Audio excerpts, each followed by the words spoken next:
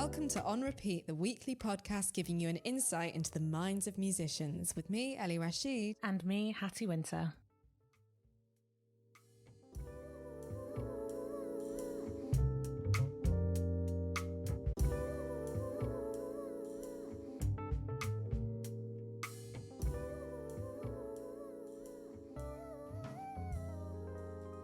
All right, folks, so in this week's episode, we are going to be speaking to Nina Fine.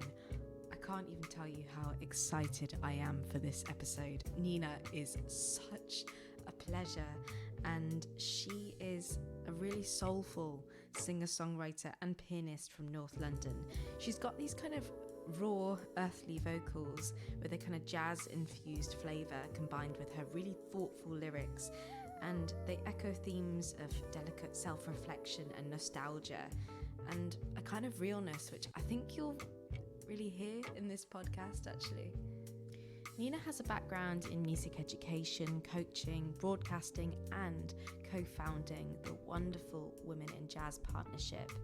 And it's led her to create, share, perform, and facilitate music across multi-settings. I think it was at a Sound Connections conference I met Nina, actually, and I just thought she was wonderful and so inspiring. So it really is such a pleasure to have her talk on Repeat.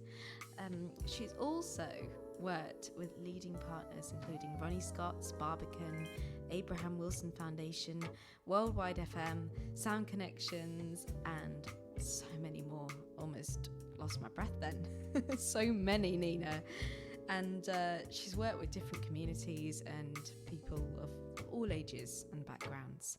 So I guess vulnerability, truth, sensuality are really cornerstones of Nina's music, and yeah, we're going to be touching on a few of those things during our chat with her. So we're going to talk about boundaries quite a lot, actually, which is something we love to talk about. It's basically a little therapy session, I think, this one for you.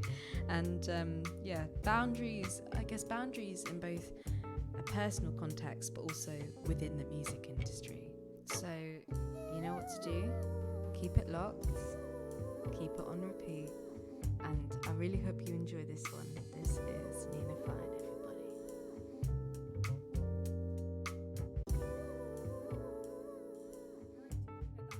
That happens whether it's through friends, whether it's through family, whether it's the serendipity of life in us stumbling upon things, we come across things when we most need it and when we're able to receive them. And what I find fascinating, and I think it happens a lot with creativity, I can give an example with myself.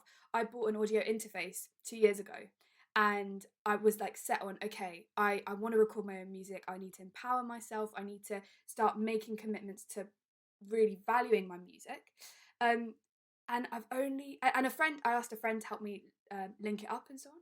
But only in the past week have I actually set it up and started recording, and also felt the joy and the excitement and the desire to go into that space. And so I find it fascinating how often in our lives or often in our careers, and I don't know how many people can resonate with this, there are actions we do to prove to ourselves that we value something, but they don't have the longevity or the impact because we're not ready. And then we later return, and suddenly there is a readiness and a click. And I think we all have such different terms for what that experience is or what that means. But I find it so powerful. And to me, it just links all the way back to trust, which is if you trust that whatever you are offering and the time you offer it is enough, then the tools in which you are going to interact with to get you to that place will happen at the right time. But my God, that is freaking hard. It's so hard. Yeah, it's like easier said than done. Do you have any, actually to both of you, do you have anything that people have sent you that you feel like you haven't grasped onto yet, but you're yet to grasp onto in the future? Such a good question. Probably several things. Oh yeah, loads. Well, so I think, so one of my examples, I suppose, is I got a band together, I think back in 2017, with the most amazing musicians. I've so much love for them as individuals and as musicians. And I think this was one of the things where I really wanted to create the band to then get me to create more music and so on. And so to work with them, and I met some people through some initial friends. So those were the gifts, people introducing me to the musicians I could make music with. But I wasn't ready to fully lead that band, and I wasn't clear enough on who I was as an artist and what that message was.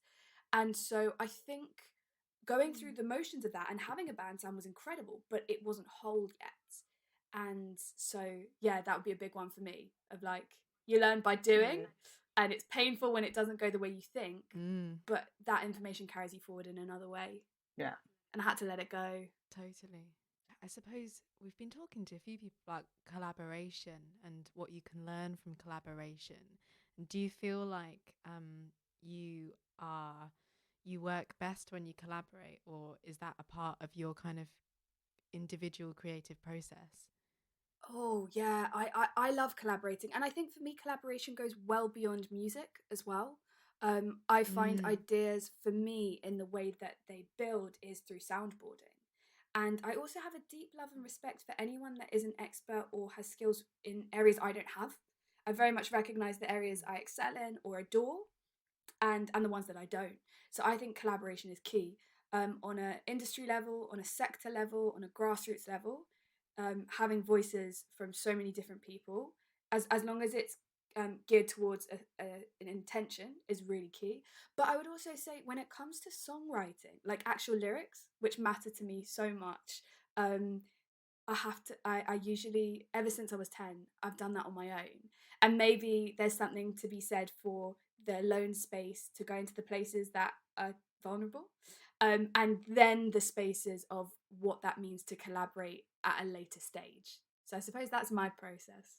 Very quickly, when you talk about like experts and things like that, do you mean like mentors for you and your music?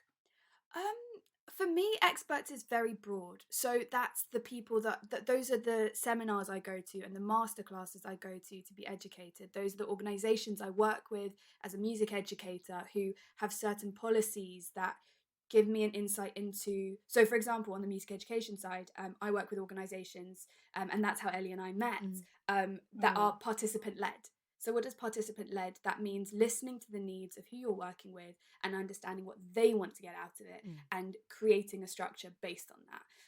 So for me, experts goes into people who are consistently developing and working on their skills and have, but going back to your point on mentors, yeah, it can often be people who've been in the industry longer and therefore have more experience.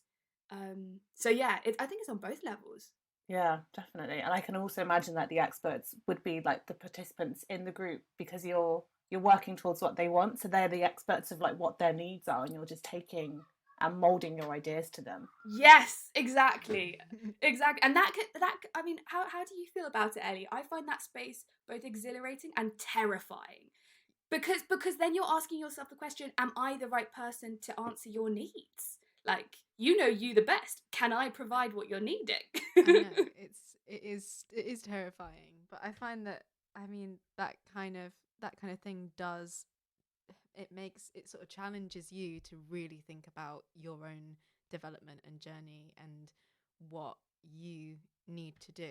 It's very much a kind of a tools thing. I don't know, you play it by ear. It's a complete improvisation thing, and I do wonder if that's partly why so many jazz musicians or sort of skilled improvisers do end up going into that participant led kind of work.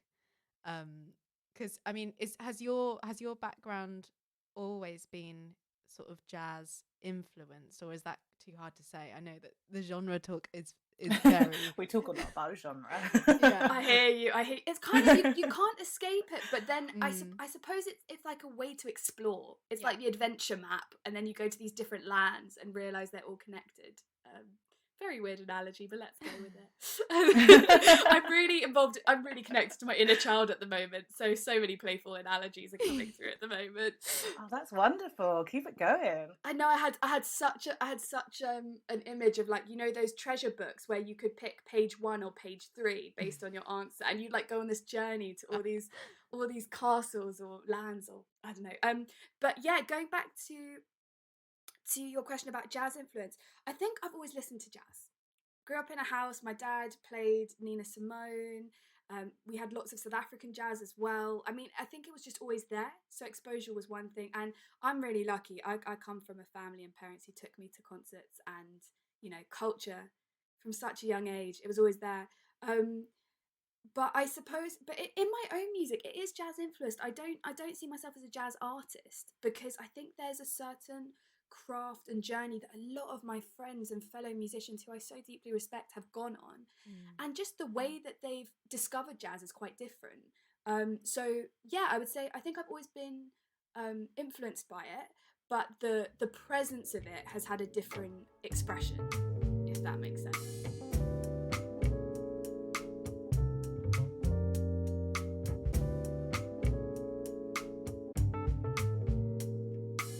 I'm really interested in what you were saying about your songs as a 10-year-old and your lyrics as a 10-year-old.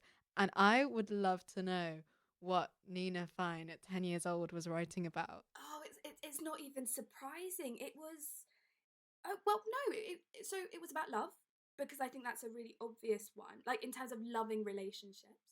But then I think I also wrote quite a lot about frustrations and anger and insecurity.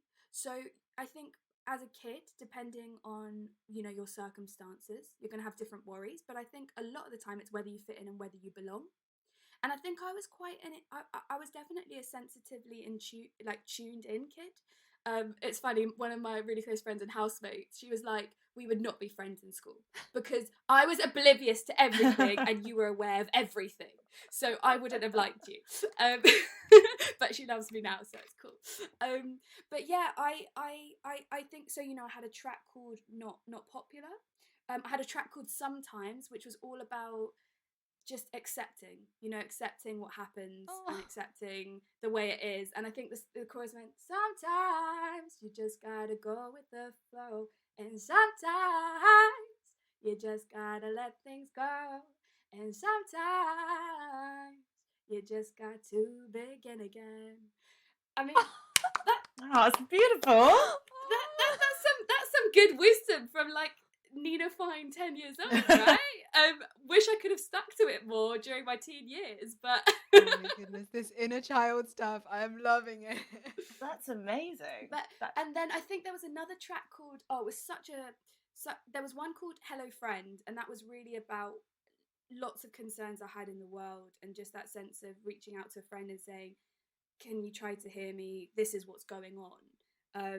And yeah, it's interesting, but it was definitely very, I think a lot of it was vulnerable, you know, like wanting to feel that love and wanting the world to be better. Yeah, it also sounds quite mature. Are you London born and bred? I'm London born and bred. London. I love meeting a Londoner born and bred, because I only know like one of them, and he's not even properly from London in my opinion. But I always I'll be your London born and bred Hattie. There you go. Perfect. But I always wonder if maybe that's, I don't know, I always find that people from London have like a certain like hardiness and like go-getting kind of feel to them. I don't know if you feel that way, Ali, but I always feel like Londoners are like, they're going places, they're doing things, they waste no one's time. And I just wonder if like the sort of, I don't know, I can't sum it up, but I'm just wondering if that kind of like city and like the fast pacedness of the city, because I can't imagine what it was like growing up, like added to that kind of maturity. I don't know, because I definitely would not have written anything like that at 10 years old. I probably wouldn't even write it now. It's just really incredible that a 10-year-old would put that together. Well, do you know what was quite funny? I think the first song I ever wrote, which is called Come Back, I think the genuine inspiration, and I'm kind of giggling at myself right now trying to recall it, but there was a song by J-Lo, and it was like, oh, I wish this could be real, oh, I don't know what it was called. I'm going to find it out later. Yes, we'll find it out. And I think I saw the video of that, and it just kind of gave me that to like start writing on. But you know, because actually I've identified. I actually grew up in Chesham, Amersham, so that's still on the Metropolitan line. Yeah. But Chesham, from the age of 0 to 5, and then we moved to London, and so I was very lucky that I think in those really early stages to be in nature and appreciate it actually gives you a bit of stillness somewhere, whether you remember it or not. But I so agree with you about the pace there is something about London that is the most stressful city ever. It's Yeah. addicted to stress, and it's a massive shock to anyone's system. So I find that really fascinating to compare pace of city with how people interact with stuff. But I think I was just like, honestly, I was such a busybody. I wouldn't go to sleep. My parents would like leave me in my room at the age of like 4, and they'd see me in the morning, and I was like over a dollhouse or something. I was just an intense kid, people. Thank God I mellowed out. Thank God I mellowed out. I think we might have got on actually as children. I started writing songs about 10 as well, and I wrote in some ways, yeah, similar. I wrote songs about my dyslexia. I wrote songs Beautiful. about I had a song called It's the End, which was about a romantic relationship that wasn't mine, but something that I think I was projecting through things that I watched on in films and things like that, which was really interesting. And some people still think it's my best song, which is slightly offensive, but we'll come back to that. I'm so excited. Please, can we hear a little bit of it? I really want to know Ellie at 10 years old. Right, I might see if I can find some of it, because it is actually really funny / good. Maybe I tell you what I'll do is I will insert some of it now. Yes. It's very catchy. It's the end for sure. I don't love you anymore. It's the end. Can't you see there is no more you and me? It's the end for sure. I don't love you anymore. It's the end. Can't you see there is no more you and me? It's the end. I know you gotta try and let me go. 'Cause it's the end.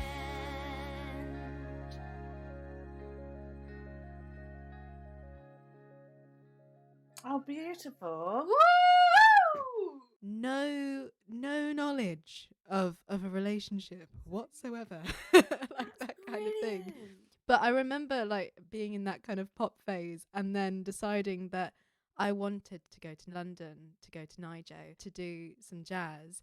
And I was so intimidated. I just thought, people from London are so damn cool. I don't see how anyone doesn't feel intimidated to an extent, because there are always people who know more in a certain area than someone in the room.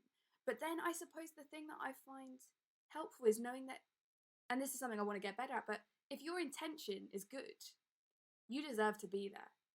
You deserve to be there. And I find it really interesting at the moment. Funnily enough, I was chatting to a mentee of mine today, and she so beautifully spoke about how she didn't feel entitled to something, but she felt deserving to get a job with all of the effort that she's been putting in. And I think that that's what excites me. And I think sometimes intimidation comes from when people have expressed themselves in an entitled way, and somewhere we don't feel deserving to take up as much space. And even when we have the talent, or even when we have the great ideas, or even when we've got something to share. And so yeah, I hear you on the intimidating thing. And I think something that helped me was my cousin, Daniel, once said, when I first moved back to London after coming back from Leeds, so I was like, I'm going to do stuff in music. And I was interviewing people, and he was like, nobody's ever better than you. Even people who've achieved stuff, nobody's ever on a pedestal. So never treat them that way. And it's simple, but it's just true. Nobody's ever better than somebody. And that's why I'm talking so much. I really care about this, but I think there's always behind the glam. All of us can see, even before social media, you could always see a version that people put forward. But there's always, I mean, that's what we discover as songwriters. There's always heartbreak behind that. There's always growth behind that. There's always family stuff. Nobody escapes it. We can choose who we share it with, but nobody escapes that. We just experience it at different times. So yeah. And you're both fab. So if you ever need a boost, I'm having the best freaking time right now. So if you ever need a confidence boost, just remember, I just not that my opinion matters that much, but Hey, no, it's you're deserving of your opinion. I totally think that. Have your opinion. It's funny you mentioned that. I was listening to a podcast on the weekend, I think maybe the Fern Cotton one, and she interviews Nadia Hussain, the Bake Off winner. I have a real soft spot for Bake Off for her. And there's a point near the end when she was saying that she's realised that she's picked a career and an industry to work in that's fielded quite entitled, upper middle class, white men. And she's like, and I have to remember to go into places and have my elbows out and take up space. And I was like, oh my God, that is the thing. It's being deserving of where you are. You haven't got lucky. You deserve to be there just as much as everyone else. And it can be such a tough thing to remind yourself of, but it's totally true. Take up space, be deserving. And Yes. especially as women as well. I think that is such an important thing. How do you find that, Nina? And was that any kind of incentive for being, of course, as you are, founder of Women in Jazz? Really interesting question. So I think the first thing I would say is I want to give a shout out to Louise Paley, who is founder of Women in Jazz Together, because I suppose there's a point I want to come to about partnership and women supporting women and the power of that, and how much I value it in my journey. So I've been really fortunate that I would say I don't think I have experienced many moments of being, of feeling like I have been not afforded opportunities or have felt lesser because I am a woman. But I'm so conscious that happens frequently to many of my friends, to many of the women in the different communities I'm from or interact with. And I suppose one of the things that Lou and I discussed when we were creating Women in Jazz and building it was that gender inequality isn't a jazz problem and it's not a music problem, it's a world problem. I know that's obvious, but that was just something that happened in our conversation. But the inequality happens on so many levels. And something that I'm really aware of is I think loads of us just discover the conditions that have maybe led to less self-esteem or less belief or less worthiness. And not everybody has this medium of music to express that and to discover that. And I find that really something that makes me sad. And that's why, for me, a big why of what I do is about everybody has the right to express themselves. It's just being able to find the way that works best for them and to unlock it. So also, I just think women are fantastic. They're fucking fantastic. In the women I've had the pleasure of working with and creating with and so on. So I don't know if I fully answered that early part of the question. But yes, there's an inequality exists. I'm more concerned about not so much the why it exists, because it does. It's more the how. How do we as creatives create better structures, create better spaces, collaborate to create better art that is representative, and most importantly, have that so that all voices are present. And so Women in Jazz, is about celebration. It's about amplifying those voices, increasing visibility, and educating younger girls and women to know that they can take up that space and express how they express, and that there is great offering within that, and hopefully connecting other collectives or partners with that message and aligning with them in that.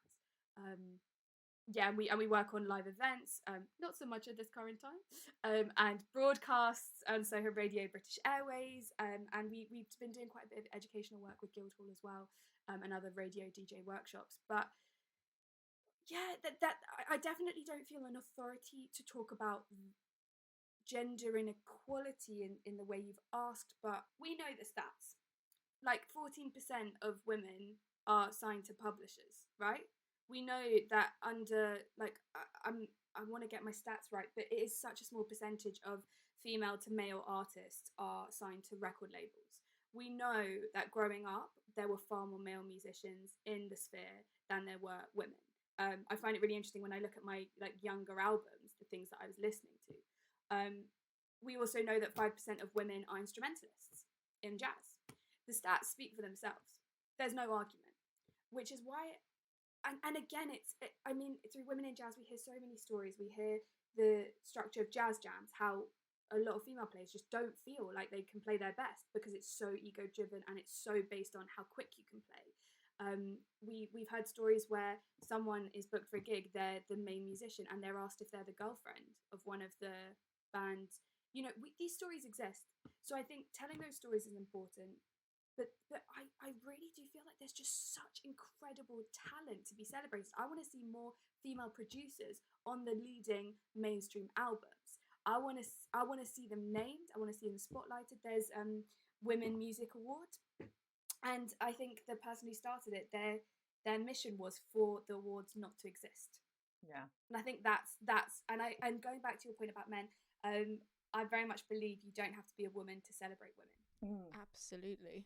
It's often women who feel that it's easier for them to sing rather than play other instruments, and that's why I am so keen on getting women to start bands and form bands with each other. And shout out to Girls Rock London, who are phenomenal at this.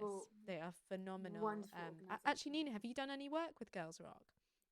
I haven't, but I know some of the team, and they are fantastic individuals, and I think they've got such a clear mission, and the ways they are asking and inviting participants to push boundaries, to even if they're a musician, to work on and play an instrument they've never played before, so everyone's starting from the same space. I think the fact that it's for 11 to 16-year-olds is really interesting, that's an intervention time they've gone for. And they're on it. They're really on it. They're always wanting to understand how they can be better. Yeah. And I love those kind of organizations. They're always looking at how the team can be broader and ask the right questions. Yeah. And I think that's the stage we're at the moment, where it's what questions can we ask to invite the changes that need to happen, and in a way that doesn't create threats, but rather creates dialogues, and multiple dialogues.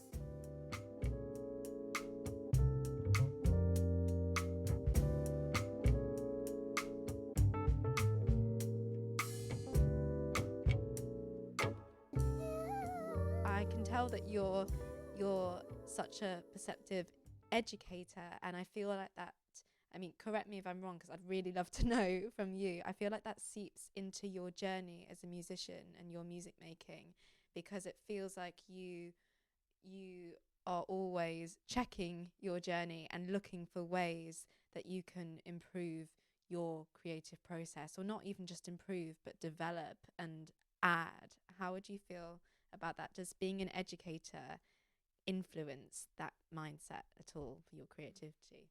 Yeah, definitely.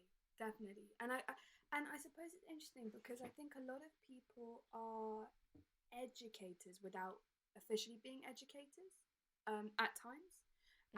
So I would say that some people on a soul level are teachers, whether that's through leading by example, or, Hattie, you spoke about mentors before, and I think that that's such an incredible tool that really helps people develop.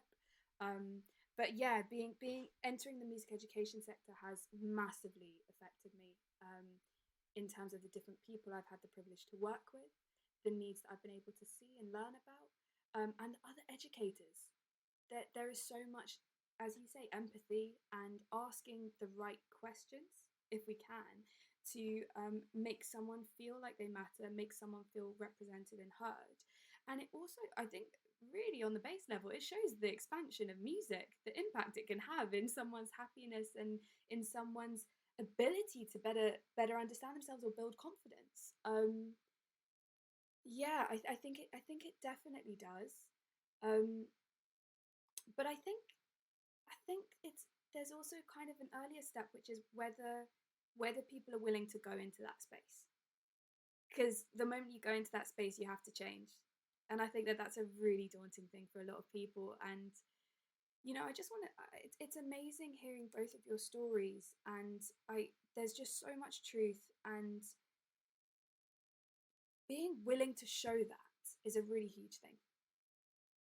It just is. And I know I've gone a bit more abstract than the question you've asked, and I haven't meant to, but yeah, I really haven't meant to. Goodness, this is what today's been like. I've gone to places I didn't intend to be, but I'm here. But I suppose what it makes me, the place it gets me to think about is music, in my mind, makes us show up. show up to the conversations that are hard to have, show up to the vulnerable places that we don't always want to face, and show up to those collective experiences that make us feel more supported than when we feel a deep loneliness. And I think as an educator, you have a responsibility to facilitate that. And that is a really challenging task to do, especially when you already feel vulnerable. And it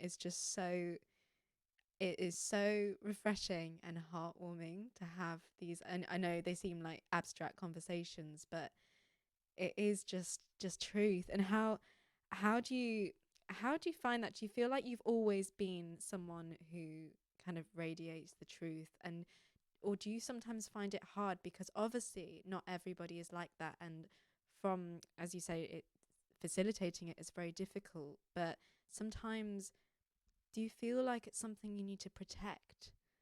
Oh, that's such a good question. First off, it's taken me a lot of growing to get to the place I am now, and I'm always growing, always learning people. Honestly, I went into lockdown thinking, wow, this is going to hit people hard and they're going to have to face themselves, but I've done loads of growing, so I'll be fine. F no, confronted by so much. So I really do believe you've got to be real, and I really try and do that as much as I can, and sometimes I fall short and sometimes I really am. Like in this conversation, I feel very grounded and present with both of you. Yes, it is something to protect, but I think I would use other words potentially, which are boundaries and discernment. Yeah. I think if you're ever doing anything creative or anything of giving of yourself, you have to have boundaries in place, because it is something that people can really latch onto and want more of, and will keep wanting more of. Because when you meet someone with great energy or offering something, you just want to you want to suck it up. And I've had major ups and downs with boundaries. I'm a big empath. I'm not sure if either of you are too. I am as well. There you go. Honestly, there's a what's it called? I gave my housemate a book called Dealing with Energy Vampires. So for any empaths out there, honestly, it was a really interesting read. But yeah, boundaries are important because we do need to protect ourselves into making sure that we're giving out the right levels of energy, something I call the volume button. So I come from a very high achieving and positive family, and I adore everyone, but that's a lot of energy. And I remember my godmother gave me a great piece of advice. I was about to go to please cut me off if I'm talking too long. But I was really lucky. So when I first came back to London, serendipitously I started writing for what was Jazz Standard and later became Easy H. That was run by Tina Edwards, who's an amazing woman. Everybody check her out. She's a DJ. She's on Worldwide FM Daily. She runs something called Universal Sanctuary with Charles. She's really just so much love for that woman. And her and Shannon Oran ran this platform. And so through writing in the jazz space, I was writing and interviewing people like Poppy Ajuda, Oscar Jerome, a lot of people connected to TRC, and a lot of that scene. Huge respect for a lot of those musicians. And so the reason I'm saying this is that in the summer, I ended up doing a bit of interning and more work for them. And so I went to Meadows in the Mountains festival, which is in Bulgaria. Incredible festival. And I remember my godmother saying to me just before I left, Neen, remember that you have a volume button. So when you're giving out your energy, maybe play with, if you turn the volume button a bit down, like let's say 60, 70%, I bet everyone will think and feel you are giving 100%, but you will be conserving your energy and keeping some of that for you. And honestly, it's probably one of the best pieces of advice I've ever had. And I don't always implement it, but when I do, it is one of the most empowering things, because that's a truth. Often you can reach people with a very special amount of energy, but you don't need to give it all for them to feel like you're entirely present. And so that's something to do with boundaries. And I think the other thing is, like I said, discernment, knowing who the people are that you trust that help light you up and you light up with them. So if you're working with vulnerable people, or you're working on projects that take a lot of heart and soul, deciding who those right people are is a form of self-love. Loads of people speak about that, and I really think it's true, because when you have energy vampires, they often don't realize they're your energy vampire. Sometimes it can be people you consider your closest friends, but if they suck you dry, you lose self-esteem, you lose confidence, and you lose a sense of purpose because you don't have the energy to put that into yourself. In terms of kind of boundaries and vulnerability with performance, like you were saying about the volume button, so how does that play into it? How much of yourself do you give when you're writing songs and also when you're performing, and how much do you use your volume button? Obviously not in a literal sense. Yeah. Oh, that's so good. Yeah, so I love performing live. Recently I found it really nerve-wracking because I haven't done it consistently, and I think when there are more gaps, and you know, going back to the jazz intimidation thing, I played a gig for Abram Wilson Foundation, a fantastic organisation. We're on the career development programme as women in jazz, and I'm an educator with them. And Johan Kabedi, amazing jazz artist, was playing with his trio, and then there was I think the project was called Hypernova. But they're real jazzers, and because I don't see myself in that space, I was so nervous, guys. I was quaking internally. I was so freaking scared, and didn't feel like, am I deserving to take up this space? But then when I got on stage, first of all, the presence of the audience, I really believe in reciprocity, and if there's that flow and exchange of energy, then it doesn't feel as draining. I would say. And also, I had a set list and so on, but I really got out the way. And to me, the best volume button is when I get out the way and I let whatever's meant to happen happen. So that's kind of my alternative to the volume button, is when it comes to performing live, it's what it's meant to be. And usually I give so much of myself because the audience are giving so much of themselves to go on that journey with me. And so that's just pure energizing. There's nothing being taken from. That is energizing. It's a privilege to be there. It is a joy to be there. And ever since I was little, and I don't know how you guys feel, whether it's in the production setting or in the live setting, when you're doing the thing that feels like the most real version of yourself, and you get the opportunity to share that with people, it's the most amazing thing. That's not to say you don't have cuck gigs where you don't get that return. That's not to say that, you know, I know there are so many touring musicians where, you know, it is knackering and there's the industrial side to it that's really challenging.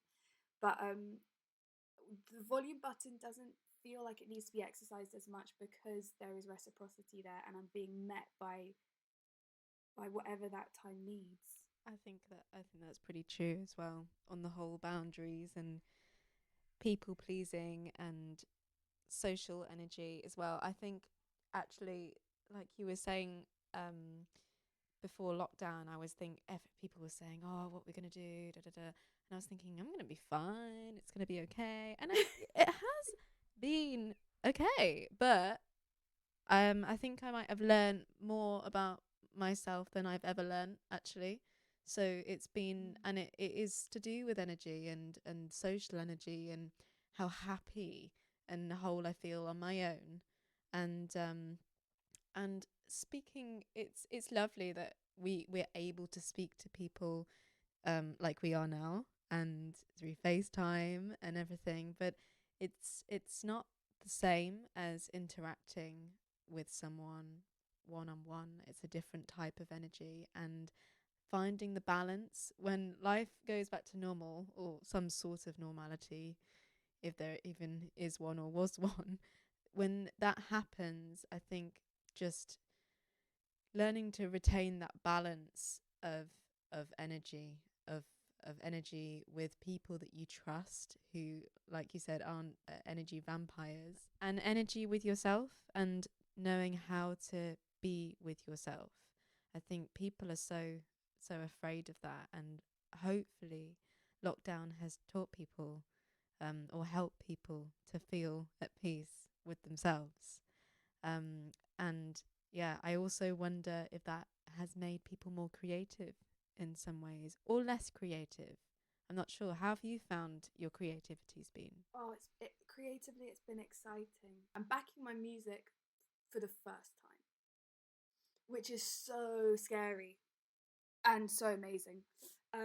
So, and there are a few things that have been feeding into that. I've been doing a 12-week book course, which is called The Artist's Way by Julia Cameron, and it's a really old book. I think it was first released in even before I was born, like in 1992 or something.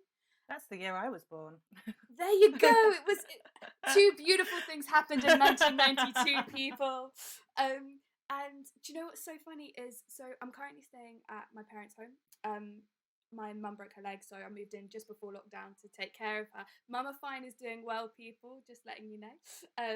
But then I've stayed with them since, which is very lucky because I'm near lots of green spaces. But yeah, I'm staying in my childhood room, and this book looked at me. It completely, like, not quite waving, because it's still a book, but it called me in, and so that's really been healing. And I think, as you were saying, in the space of solitude, we have to face ourselves, and I think lots of stuff's been coming up, and so I finally put that recording kit together, and I'm being playful. And I think somewhere that's what solitude allows us, in a way that a lot of us, including myself, seek in things like watching TV. As you were talking, Ellie, something that came in my head was how for so many of us, to not face ourselves, we distract and numb ourselves. And I think if we can try and recognize when things are numb rather than exciting or joy bringing, then there's a lot to gain from that. So yeah, I've been feeling quite creative and playful, and I'm working on my first single ever with an amazing producer who's asking all insightful questions and teaching me. So lots of new spaces, new territory.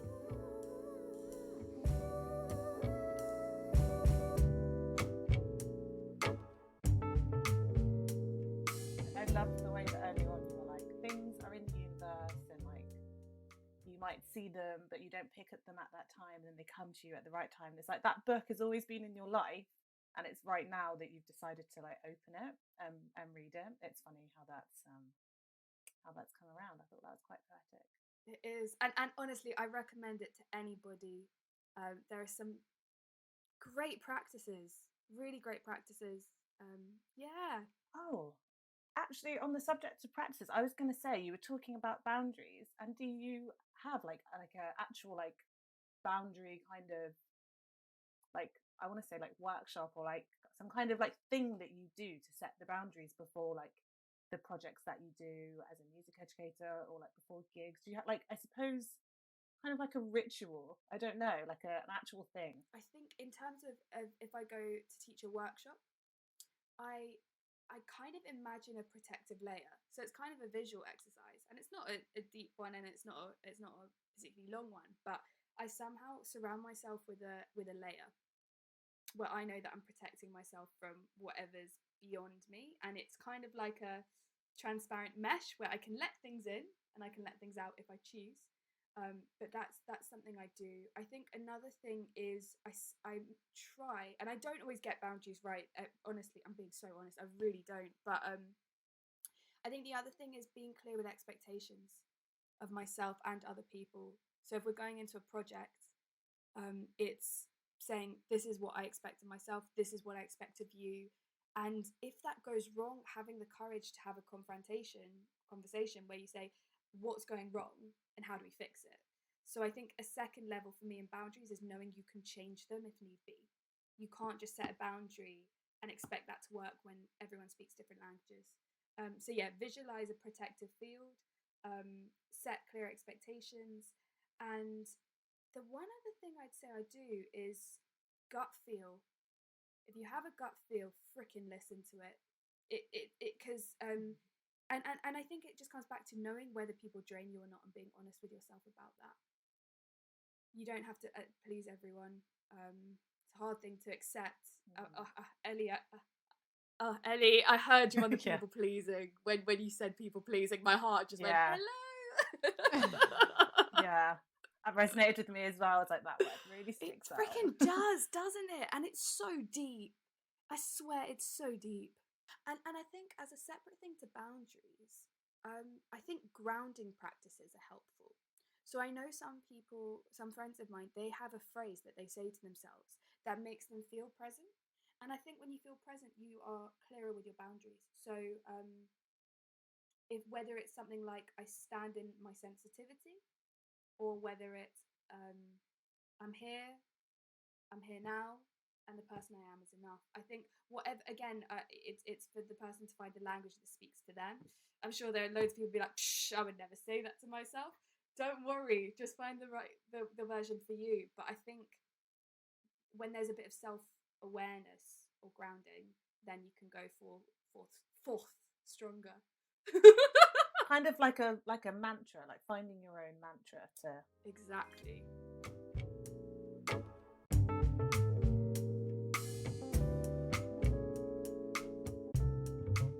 Do you feel like there should perhaps be more of a place in education for recognizing those sort of different energies and being able to feel empowered enough to ground yourself and set boundaries? Or do you think that it really is something that can only truly be learnt and taken in by experience?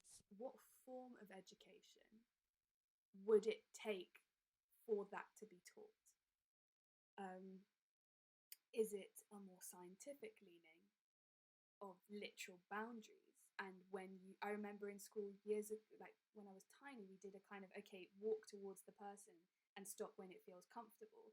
And it showed that it was, when we did that, everybody had stopped at arm's length. So there was an instinctive, this is a boundary. This is like you deciding what personal space is and so on. So there's that, or you go into the more emotional area, and it's unpacking relationships, what it means to relate to each other. And of course, then that's going to lead into spaces of everyone's got a different household or a different environment they come from. I'm not trying to deconstruct everything, but it's and so boundaries mean totally different things. You can have a family that never hug, or you could have a family that always kiss on the lips. There are so many little nuances that I think it would be challenging to encapsulate all of that taken into account. But I think there is definitely something important, and I think that there's a huge shift towards increasing. I think there's still a lot more to do, but you always need foundations to build upon, on mental health awareness. And I think that mental health awareness relates to self-awareness. They're not the same thing at all. I'm never going to say that they're not the same thing at all. But if you can, I mean, not to simplify, but does it really come into if education can play a role in facilitating healthy self-esteem in students, there's something to be said for that. And you can facilitate those areas to explore and develop self-esteem, especially if it's not coming from other places. Something that I don't know if you feel, Ellie, but I've worked with like lots of young people where they sure as hell aren't getting that in a home environment. So the school has to provide, and I think the schools are being asked for so much at the moment. But yeah, it's, if you can help someone have self-esteem, then somewhere you are giving them the tool to trust their own decisions. And I think, to me, that is the crux, is if you trust yourself to make the right decisions and to be able to deal with the consequences of your decisions, then that comes into relationships, that comes into respect, that comes into following your truth. Somewhere it leads to self-acceptance. But I see a bit of a difference between self-improvement and self-growth. Because to me, you can do self-improvement without doing the under the skin, tough decision, tough changing, tough morphing. And I think lockdown is actually somewhere pushing us into the growth place, which is a lot messier, a lot harder. I think improvement's mega important, but on a soul level, there's something that shifts with growth. I feel like the interesting thing about this lockdown is that there's the potential for collective growth. And when we're talking about growth, often we talk about individual and our individual personal experiences of how we set boundaries, etc. And this feels like it could be a real opportunity for collective growth, and something that if you know, if maybe it's part of everybody doing their own personal work and coming together and thinking, can we live our lives differently and in a happier way? As you said, Ellie, the collective growth. Collective growth. I love that. This has been lovely. This really has. Right, Nina, it's been amazing having you. I totally feel the same as Ellie. I feel I'm going to go it's been very cathartic. I feel very honoured. Thank you so Thank much. you, lovely people. It's been so special connecting. I'm very, very honoured and humbled.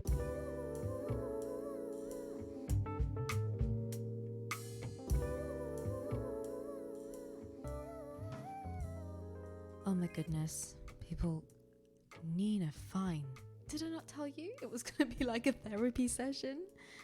Oh, and actually we recorded that during the midst of lockdown, so it was really what we all needed. Hattie and I felt so refreshed after that conversation, and it was just incredible.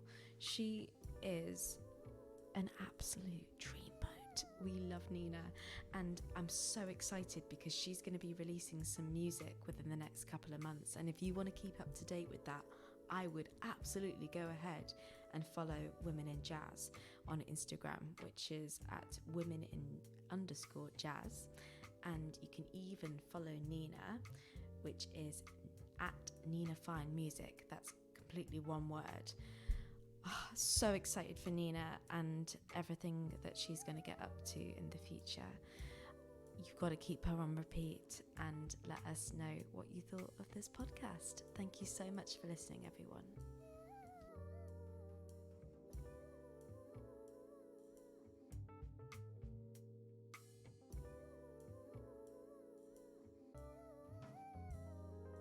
We hope you've enjoyed the episode and want to keep us on repeat.